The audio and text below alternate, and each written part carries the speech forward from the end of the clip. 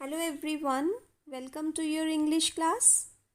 Today we will be starting chapter 1 from the book Movements, and the title of the chapter says The Lost Child, and it's written by an Indian writer Mulk Raj Anand. Before we start the reading of the chapter, I would like all of you to go back to your memory lane and recall your childhood days. You may have attended some fairs with your parents, and such fairs are being frequently organized both in the villages and in the cities because they are a source of great entertainment and recreation. In such fairs, you can find a motley of people, a variety of food stalls, and different kinds of vendors, some recreation, entertainment, and adventure, so many swings, and many more interesting things. In the story, The Lost Child, there is a boy who goes to see a fair along with his parents. We know that small children or the young children, they have got a tendency to get attracted towards the things around them. And when they see these interesting things, they start pressurizing their parents or pressing their parents to buy those things for them. The story The Lost Child is also about a small child who goes to a village fair along with his parents, and there he gets fascinated by so many interesting things, and he has got desires to buy those things for himself. Whether his desires were fulfilled by the parents or not, or what happens in this story, how the child gets lost, whether he gets his parents back, who helps the child to meet his parents back, these are the few questions whose answer we will get as we read the chapter. So let's now start the reading of the chapter. A child goes to a fair with his parents. He is happy and excited and wants the sweets and toys displayed there. But his parents don't buy them for him. Why then does he refuse when someone else offers them to him? So let's start the story. It was the festival of spring. From the wintry shades of narrow lanes and alleys emerged a gaily clad humanity. Some walked, some rode on horses, others sat, being carried in bamboo and bullock carts. One little boy ran between his father's legs, brimming over with life and laughter. So it was the festival of spring, and from the wintry shades of narrow lanes, narrow means not which is not that much broad, lanes means streets, and alleys means passage, streets, or you can say way. From the passages or the streets, what emerged? A gaily clad humanity. Gaily means happily, clad means adorned or dressed, humanity means human beings. So from the various streets and the passages, a happy crowd, an enthusiastic crowd appeared. Some walked, some rode on horses, others sat, being carried in bamboo and bullock carts. One little boy ran between his father's legs, and he was brimming over with life and laughter. He was full of life and laughter. He was very excited to attend the village fair along with his parents. "Come, child, come," called his parents as he lagged behind, fascinated by the toys in the shops that lined the way. The child lagged behind because his attention was diverted towards the shop of toys, and he hurried towards his parents, his feet obedient to their call, his eyes still lingering on the receding toys. When he heard his parents' call, his feet started following them like an obedient child, but his eyes were still lingering. Lingering means hovering or moving on the receding toys, the way, because the toys were now going out of his sight, but his eyes were following the toys which were lined up in the shop. As he came to where he had stopped to wait for him, he could not suppress the desire of his heart. The child had an ardent desire to buy a toy, and he could not suppress means curb. He could not suppress or curb his desire, even though he knew the old cold stare of refusal in their eyes. He knew his parents' wish that they would not be giving him the permission to buy the toy. He knew that very, very well. But instead of knowing the parents' cold refusal, he could not suppress his desire to buy a toy. And what did he say to his parents? I want that toy, he pleaded. He requested his parents to buy that toy for him. His father looked at him red-eyed in his familiar tyrant's way. His mother, melted by the free spirit of the day, was tender, and giving him her finger to hold, and said, Look, child, what is there before you?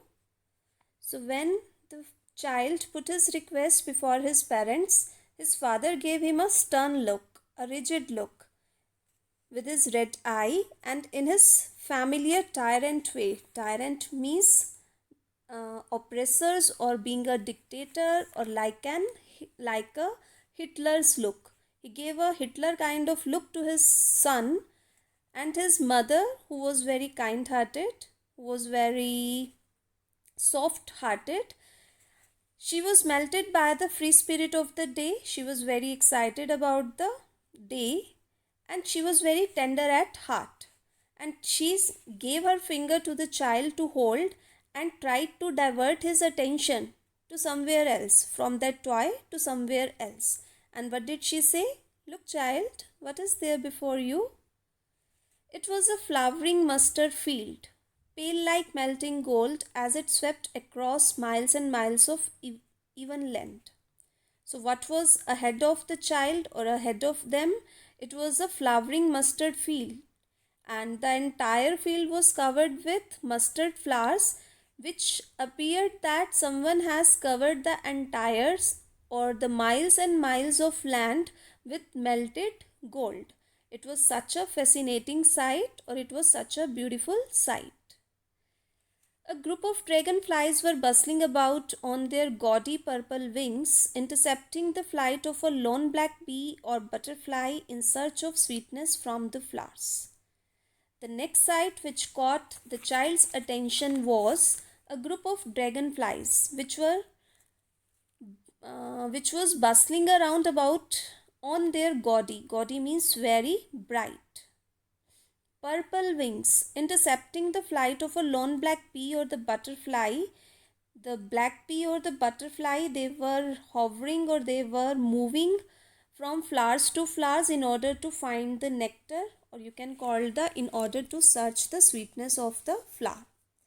The child followed them in the air with his gaze, and the child's eyes got stuck on the butterflies or the bees, and till one of them would still its wings and rest, he would try to catch it. He made a plan that till some butterfly would give rest to its wings, it would stop flying, it would rest on a flower, he would catch it. But it would go fluttering and flapping up in the air. When he had almost caught it in his hands, then his mother gave him a cautionary call, Come child, come on to the footpath. When he was about to catch a butterfly, when he had just almost caught it, he was distracted by his mother's voice, who called him to come back onto the footpath. He ran towards his parents gaily. Gaily, I have already told you, it means happily, and walked abreast of them for a while, being, however, soon left behind, attracted by little insects and worms along the footpath that were teeming out from their hiding places to enjoy the sunshine. He was very excited. The child was super excited or enthusiastic, and he was moving ahead of his parents. But later then he lagged behind because he was attracted by little insects and worms which came out of their holes, hiding places, in order to enjoy the sunshine. Teeming means coming out in a group. It can be a swarm also. It can be a group of insects. Come, child, come, his parents called from the shade of a grove, which they had seated themselves on the edge of a well.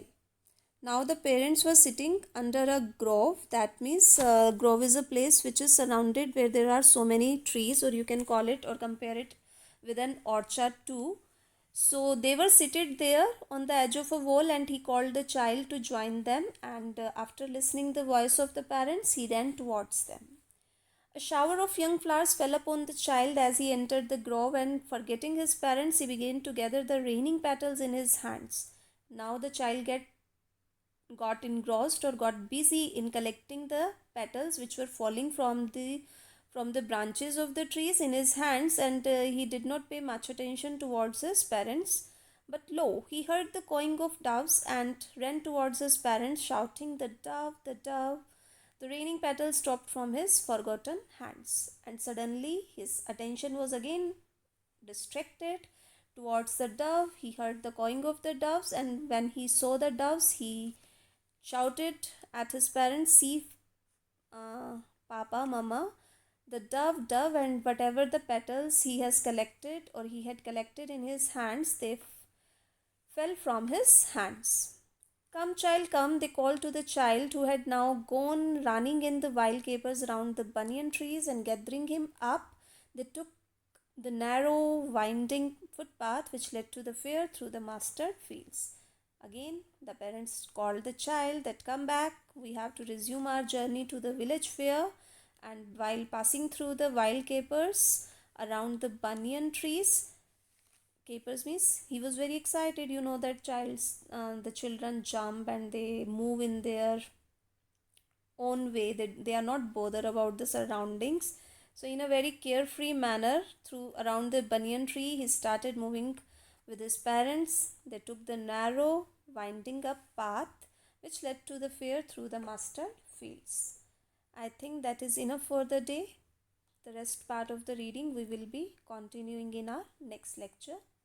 Read the chapter again, learn and write the difficult vocab in your fair notebook, and complete the question answer.